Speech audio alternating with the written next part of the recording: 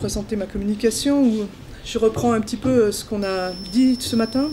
L'Institut Cerco a accueilli cette année la résidence artistique Humanisme numérique en immersion en vue de la création d'œuvres innovantes qui explorent le cadre de l'humanisme numérique.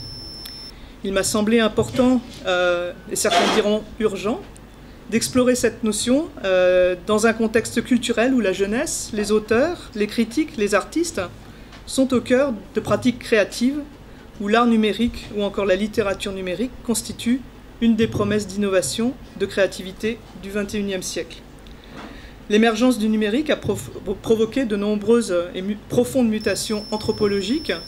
Aussi, je vous propose aujourd'hui de réfléchir à cette notion d'humanisme numérique et à la vision du monde qu'elle sous-tend.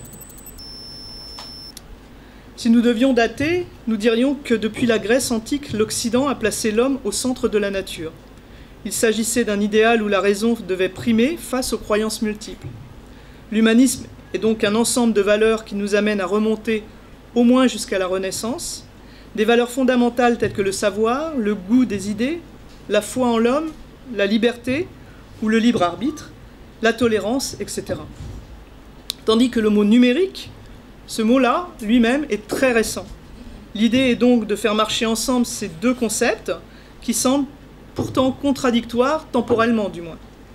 Alors lorsque nous parlons de technologie, nous voyons tout ce qu'elles nous ont permis de gagner, et on l'a vu déjà avec la présentation du docteur Alain Capochichi. Elles nous ont permis de gagner en autonomie, en liberté, en création, mais nous en mesurons aussi chaque jour les dangers. C'est-à-dire, citons pour exemple uniquement les risques de surveillance, les dérives qui peuvent être liées à la protection des données personnelles. Et dans ce rapprochement de ces deux mots, l'humanisme qui rompt avec la tradition de destin se voit associé à la notion de numérique, constituée dans son essence par des zéros et des uns qui sont à la base anti-humains et qui abolit en quelque sorte une notion de hasard. Alors cette opposition entre ces deux termes permet pourtant d'en définir la jonction comme la compromission d'un monde en pleine mutation dont l'outil serait le vecteur. C'est pourquoi je vous propose aujourd'hui d'appréhender l'humanisme numérique par le prisme des outils et ainsi de tenter une conciliation de l'homme et la nature dans un environnement numérique. Alors souvent mondialisés, les outils numériques véhiculent un certain nombre d'enjeux culturels, économiques, reflétant des imaginaires, mobilisant des référents culturels supposément connus. Dans le domaine de la production d'écriture numérique, qui est mon domaine de recherche, le marché des outils numériques, c'est généralement des outils commerciaux que nous utilisons tous, tente de prescrire des formats, d'imposer des cadres, ce que des chercheurs français comme Emmanuel Souchier ou Yves Jeanneret ont appelé des formes modèles, des stratégies de présentation et de structuration qui visent à imposer certaines pratiques et influencent la production d'objets numériques. Alors parce que les nouvelles technologies rassurent, autant qu'elles inquiètent, en prônant une posture humaniste, dans les pratiques et usages que nous avons du numérique, nous appréhendons nos outils avec une vision plus critique et ainsi nous modifions plus largement notre façon de voir le monde. Alors quel rôle joue l'homme dans le monde qui pourrait laisser aux objets techniques une part d'incontrôlable et qui pourrait échapper à notre raison humaine? Pour certains auteurs, il s'agit d'un art d'habiter les environnements numériques, que ce soit les outils ou les usages, par ce qui est propre à l'homme, de telle sorte qu'il s'y cultive lui-même et s'y façonne son humanité. L'humanisme numérique est un rappel, un plaidoyer pour dire que tout n'est pas déterminé face au changement numérique. L'homme peut marquer le numérique de son empreinte tout en étant humanisé par celui-ci. La question serait donc peut-être de se demander comment utiliser le numérique de façon positive au service des valeurs humanistes, qui seraient la défense des valeurs de partage, de bien commun, d'amitié. Par exemple, Facebook utilise beaucoup cette référence-là, et qui serait la défense, et qui ainsi pourrait permettre de combattre un mauvais usage du numérique. Et de façon plus générale, il y a certainement maintenant la nécessité de penser globale, et même au-delà, voire de façon universelle. On pourrait mettre en confrontation la mondialisation, qui serait plutôt une forme de compréhension générale, globale du marché, et l'universalité, qui serait plutôt basée sur des valeurs. Alors Google, Facebook, toutes ces sociétés qui, rappelons-le, n'existent que depuis une quinzaine d'années, sont les nouveaux dominants qui fabriquent nos modes de consommation quotidiens et qui façonnent tous nos besoins, ou une grande partie en tout cas. Donc ce système de domination planétaire nous incite à repenser les nouveaux enjeux culturels, aussi bien locaux que globaux. Donc la mondialisation, cette mise en réseau numérique globale, ouvre des questions de la place à accorder l'homme comme un être technique. Donc je me posais la question de savoir si humanisme numérique pourrait vouloir dire aussi prendre son destin en main dans un monde en pleine mutation. Donc dans ce contexte, l'idée est de bien penser le monde autrement, d'en repenser les frontières, dans un contexte nouveau, dans une ère numérique. Nous ne sommes pas seulement des humains qui utilisons des outils numériques, mais des humains différents, qui travaillons différemment et qui développons des relations différentes avec notre environnement. Comme le précise Milad Doueli, qui est un chercheur et un philosophe franco-américain, le numérique est une culture nouvelle qui interroge nos certitudes en mettant en place de nouveaux critères et de nouveaux repères. Donc voici donc reliés outils, humains et numériques, et pour mieux mesurer les enjeux de demain, il me semblait important de rappeler la question déjà posée par Ivan Illich dans son livre dédié à la notion de convivialité, de l'articulation possible entre l'homme, l'outil et la société. La société conviviale, selon cet auteur, serait alors une société où l'outil moderne serait au service de la personne intégrée à la collectivité, et non au service d'un corps de spécialistes. Aussi, et je cite Ivan Illich, convivial est la société où l'homme contrôle son outil. Pour contourner cette possible prise de pouvoir par la technologie, j'ai choisi de vous parler du mythe de Prométhée, qui met à jour enfin des mécanismes assez puissants et des indicateurs précieux de posture où l'outil est un acteur de notre expérience. La préoccupation autour de l'humain, de son rôle entre résonance avec celle produite par la technique.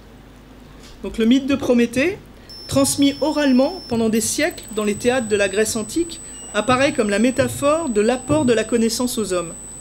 Il s'agit du récit le plus complet de l'origine du monde, selon la mythologie grecque. Chez les Romains ou les artistes de la Renaissance, Prométhée sera cette fois-ci traité comme un artiste créateur jusqu'au Prométhée moderne de la philosophie des Lumières, créateur de l'humanité, libérateur de la tyrannie, pour finalement devenir l'emblème de l'humaniste. Donc très brièvement, je vais vous donner quelques traits du mythe, je vais être très rapide. Pardon. Épiméthée et Prométhée sont deux titans chargés par les dieux d'attribuer en vue de leur survie des qualités et des pouvoirs de manière équitable aux hommes et aux animaux. Épiméthée fut le premier à agir, mais il oublia les êtres humains qui se retrouvèrent nus et totalement démunis. Prométhée, à son tour, a eu la charge alors de rectifier cette erreur et donna aux humains le pouvoir du feu et des arts, autrement dit des techniques. Sauf qu'il les déroba respectivement aux dieux forgerons Héphaïstos et à Athéna, la déesse de la métisse, c'est-à-dire de l'intelligence technique. En leur attribuant des pouvoirs jusqu'alors réservés aux dieux, les hommes purent se libérer de leur dépendance à la nature, ils furent privilégiés et finirent par dominer les animaux. Zeus, cependant, en représailles, attacha Prométhée sur la montagne du Caucase, où il se fit dévorer le foie à petit feu par un rapace. Donc, j'évoque ici le mythe et la notion de la métaphore, qui est l'une des figures souvent mobilisées par les concepteurs d'outils logiciels, levier particulièrement puissant et qui permet de contourner certaines résistances, notamment dans des phases d'apprentissage. Donc la métaphore consiste à exprimer une idée à l'aide d'un mot, convenant à une autre idée. Elle encourage la condensation du sens. Et dans Prométhée, les titans sont des entités métaphoriques représentant des éléments naturels terrestres ou cosmiques, permettant de comprendre scientifiquement et ou philosophiquement les origines du monde et de la vie sur Terre.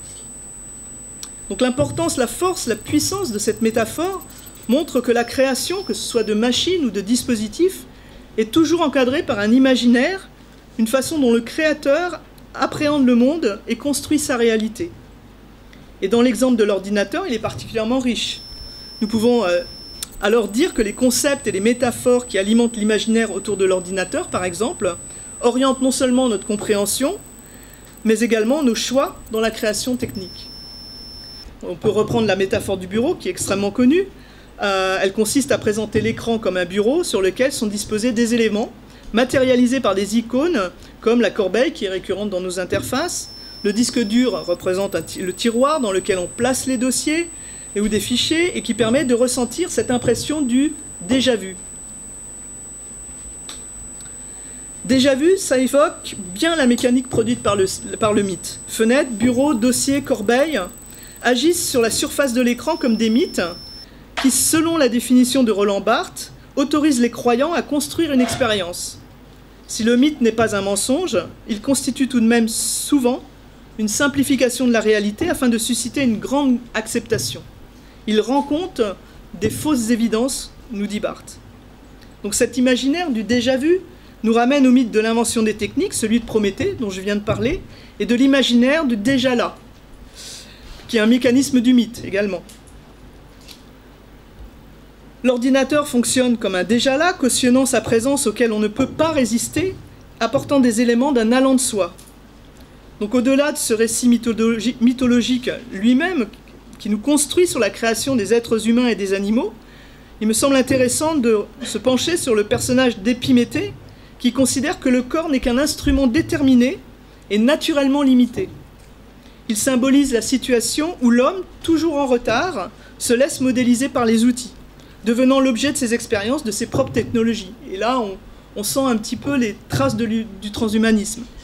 Alors que pour Prométhée, la culture porte le progrès au travers de la technique, même s'il l'a volée aux dieux, mais qui compense les manques naturels de l'homme en lui apportant des outils. Et par leur apprentissage, par cet apprentissage des outils, l'homme sera en mesure d'en fabriquer d'autres. Donc Prométhée vole à Héphaïstos et Athéna l'habileté technique ainsi que le feu, parce que sans feu, eh bien, c'est impossible d'acquérir ni d'user de n'importe quelle habilité, et c'est ainsi qu'il en fait don à l'homme.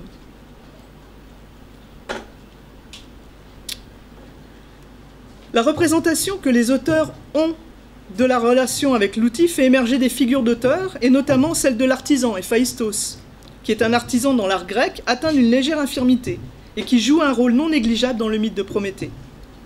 Richard Sennett, sociologue et historien américain, dans son ouvrage qui s'intitule « Ce que c'est la main, la culture de l'artisanat », en utilisant le terme « craftsman », que l'on pourrait traduire par « l'homme de l'art », rassemble artistes et artisans autour d'une même pensée, celle du travail bien fait, en soulignant qu'il n'y a pas d'art sans métier. L'artisan se caractérise donc par un art de faire. Et toujours selon Richard Sennett, les individus qui utilisent un logiciel open source peuvent s'identifier à cette figure des artisans, qui incarne quelques-uns des éléments célébrés pour la première fois dans l'hymne d'Héphaïstos. Le mythe de Prométhée est admis comme métaphore de l'apport de la connaissance aux hommes. Aussi, la conscientisation des stratégies que porte l'outil de création permet à l'artiste, au créateur, outre le regard critique, de contrôler, voire de modifier son environnement et s'insérer dans une culture numérique qui permet d'associer à la fois connaissance et les règles du marché. En fait, l'histoire du mythe de Prométhée nous montre les déséquilibres qui pourraient surgir de l'utilisation des techniques. Nul doute que cette conscientisation de l'utilisation de ces outils permet un rééquilibrage des forces et où la présence inévitable de l'outil logiciel rapproche l'auteur numérique d'une représentation artisanale telle que l'évoque ce mythe de Prométhée. L'humanisme numérique est de penser la technologie au service d'un projet collectif, de bien commun, un projet de société où l'humanité serait le ciment. C'est pourquoi être auteur de sa production numérique et rester critique, conscient des stratégies proposées par les outils, signifie que l'on rentre dans la complexité de ces outils qui modifient notre rapport au monde et notre imaginaire.